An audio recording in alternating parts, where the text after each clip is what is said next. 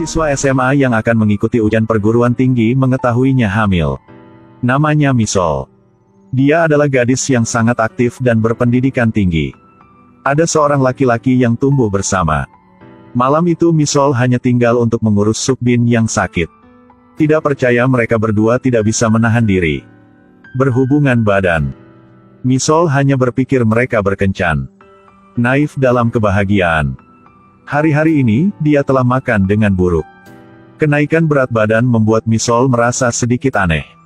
Masalahnya adalah hanya perut yang besar. Ini seperti memikirkan sesuatu yang membuat dia panik. Terburu-buru untuk membuka kalender, periode dia hampir sebulan terlambat. Misol takut ke apotek berpura-pura membeli tes surogasi. Tentu saja, dia hamil. Misol tidak bisa mempercayai kebenaran. Dia sangat marah ketika dia pergi ke apotek lain untuk membeli tes kehamilan. Sayang sekali berapa kali dia mencoba membuat 2 baris. Misol bersembunyi sendirian di kamar mandi sambil menangis. Tiba-tiba masa depan yang gelap ada di depannya.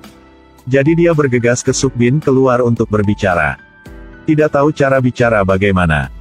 Dia bertanya kepadanya apa yang keduanya saat ini sedang lising. Siapa yang tahu lelaki ini akan melarikan diri dari masalah. Yang paling penting sekarang adalah kuliah. Tidak ada waktu untuk pacaran. Misol mencengkeram tes kehamilan untuk tidak mengeluarkannya. Dia akhirnya tersenyum dan pergi lebih dulu.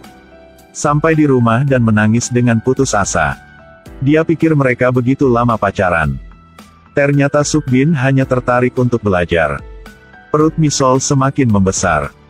Temanya kira dia gemuk dan tertawa. Dadamu besar lagi. Kurasa memasukkan kaos kaki atau sesuatu. Mengapa dadamu semakin besar? Perut juga besar. Kamu menyentuh apa? Misol marah dan malu, dan dia pulang. Tidak bisa berbicara tentang hamil dengan ibunya. Tidak ingin ketahuan, Misol memutuskan untuk melakukan aborsi. Hari itu dia mengenakan pakaian ibunya. Juga memakai lipstik, memakai sepatu hak tinggi untuk terlihat lebih tua. Tetapi ketika perawat memanggil namanya ke klinik, Misol melarikan diri dengan panik dan tidak berani masuk ke dalam. Karena pernah mendengar hati bayi hamil. Diri sendiri bagaimana dia bisa meninggalkannya dengan tidak berperasaan. Anak tidak bersalah atas kejahatan apapun, dia tidak boleh membunuh. Jadi Misol memilih untuk berbicara tentang kehamilannya untuk Sukbin. Tidak percaya reaksi pertamanya adalah tidak bahagia. Bahkan ragu bahwa mungkin 1 kali sudah hamil. Dia tidak menghibur Misol. Dia juga menunjukkan wajah yang sangat buruk. Dia masih memiliki pikiran untuk pergi ke sekolah. Dia biarkan Misol dan pergi.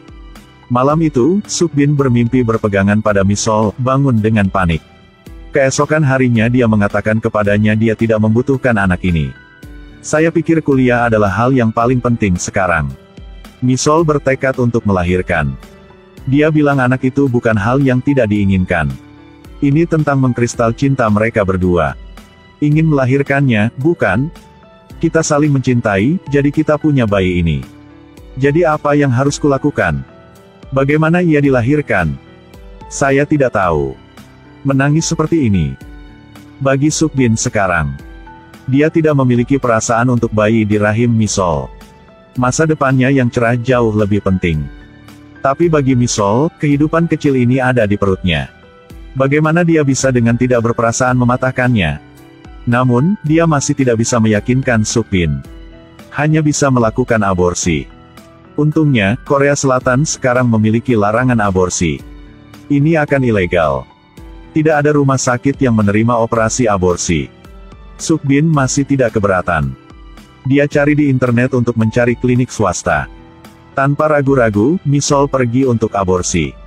Tapi ketika sampai di pintu klinik, dia melihat bayi itu lewat dan tidak ingin masuk. Sukbin, aku tidak bisa melakukannya. Sekarang anakku sudah memiliki kaki dengan tangannya. Aku lelah, aku lelah.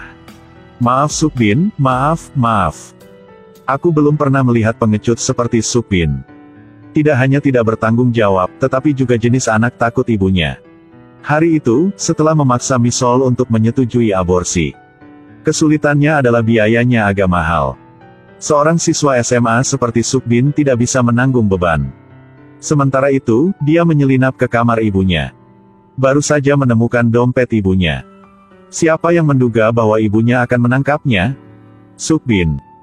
Apa yang kamu lakukan? Apa yang terjadi? Misol. Hamil. Ibu Jung mendengar itu dan kaget. Tidak percaya anaknya yang baik dapat melakukan hal besar ini lagi. Tapi setelah dia sadar, anak dia tidak bersalah. Dia memarahi Misol karena menjadi rubah. Dikatakan bahwa Misol merayu anaknya. Dia menyerbu ke kamar anaknya. Siapapun yang tahu tentang hal ini. Sukbin bilang hanya 3 dari mereka yang tahu tentang hal itu. Ibu Misol tidak tahu apa-apa, dan Jung menghela nafas. Katakan pada anaknya ini untuk membiarkannya menghadapinya. Beritahu Sukbin untuk menjauh dari Misol. Semakin dia tampak menganggukkan kepalanya terus-menerus. Dia yakin ibunya akan menyelesaikan ini. Jadi malam itu Mrs. Jung memanggil Misol keluar.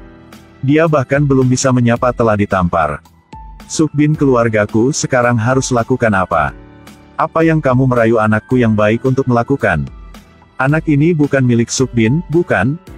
Sukbin tidak seperti itu, kau tahu. Kamu tidur dengan seseorang dan kamu meminta pertanggungjawaban anakku. Tidak seperti itu. Nyonya Jung tidak bisa berhenti menangis. Selalu memarahi Misol karena merusak putranya. Misol dipukuli dan tidak berani berdebat dan hanya diam-diam menangis. Nyonya Jung memperingatkannya untuk tidak memberitahu keluarganya. Tidak ingin melihat Sukbin lagi. Paman Misol sekarang datang untuk memecahkan kebuntuan. Tetapi tidak melihat sesuatu yang tidak biasa. Baik ibu dan paman Misol percaya bahwa siswa SMA ditekan maka tidak nol bertanya banyak. Kembali ke ruangan semakin memikirkannya. Tidak tahu Sukbin seorang penakut ibunya seperti itu. Nyonya Sunah khawatir tentang putrinya, jadi bawalah buahnya. Dia dengan lembut menyarankan dirinya untuk tidak memaksakan diri terlalu banyak. Hari ujian berlangsung seperti biasa. Tidak peduli apa perguruan tinggi. Anaknya yang sehat dan bahagia sudah cukup. Ketertarikan ibunya membuat Misol semakin tertekan. Takut jika dia memberitahu tentang hamil. Ini akan mengecewakan ibunya, jadi tetap pribadi. Di sini, Nyonya Jung pulang. Melihat ayah dan anak Subin minum. Siapa yang wanita kelas 11 minum seperti ini? Dia takut putrinya akan menjadi tipe orang Misol. Kemarahan yang mengenai kepalanya menghantam Subin dengan tergesa-gesa. Siapa yang akan memberimu minuman, kau akan menghancurkan seluruh hidupmu. Mengapa minum disebut kehancuran hidup? Kamu pikir kamu benar, masih dapat membuka mulut untuk berdebat. Putrinya sama baiknya dengan harta karun. Sementara barusan, pukul Misol tanpa ampun. Nyonya Jung tidak melihat dirinya melakukan sesuatu yang salah. Sukbin duduk sendirian di kamarnya. Dia tutup tangannya dan duduk di sana gemetar. Dia masih merasa sangat buruk. Kunci diri di ruangan yang tidak keluar. Menutup telepon Misol. Tidak bisa menghubungi dan harus pergi ke pintu untuk menunggu Sukbin. Marah bagaimana dia bisa begitu penakut ibunya? Bahkan belum bisa menyalahkan sepatah kata pun. Ditangkap oleh Nyonya Jung. Kenapa kamu di sini? Tidak mendengar apa yang saya katakan kemarin. Sukbin, kembali ke kamarmu. Mama, masuk ke dalam dulu.